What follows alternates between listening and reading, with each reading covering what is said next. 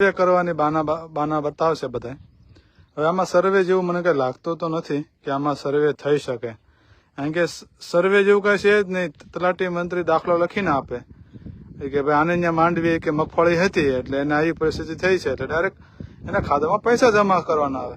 હવે નઈ નવા ફદિયા વસ્તુ ડોક્યુમેન્ટ આ તે વસ્તુ કરશે અને પછી અમુક ઘણા ખેડૂતોના રદ પણ કરશે ફોર્મ. હવે આ જે પરિસ્થિતિ જે છે, જે માંડવી છે એની પરિસ્થિતિ તમે જોવો છો. અને સહાય કેટલી ચૂકવશે? હેક્ટર દીઠ 12,000, 13,000, 10,000 એવી સહાય ચૂકવશે.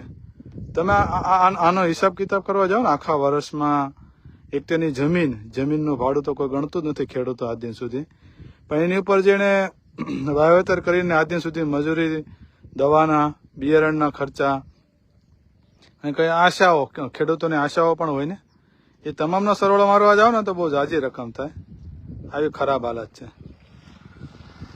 જુઓ તમે કેટલી ઠેક ઠેકાણે આવું. આ એક નથી, આ એક ખેતર નથી. આવું હરેક જગ્યાએ જોવા જશો તો બધી જ જગ્યાએ આવી પરિસ્થિતિ છે. ખેડૂતોને વિનંતી છે કે સર્વે બર્વેનું ઢંગ ધતાંગ રહેવા દો અને જે હેક્ટર દીઠ જે ઊંચામાં ઊંચા ભાવ ચૂકવવામાં આવે છે એવા ભાવ ચૂકવો, જેથી ખેડૂતોને પણ તમારા ઉપર વિશ્વાસ આવે. ને કે તમે વિશ્વાસ તો ખોઈ બેઠા જ છો હવે તો, કડદા ફળદા કરીને. એટલે વ્યવસ્થિત હેક્ટર દીઠ ભાવ આપો અને ખરીદી કરો વ્યવસ્થિત, અને જે મૂલ્ય છે એ ચૂકવો, જે નુકસાન જોયું છે એનું.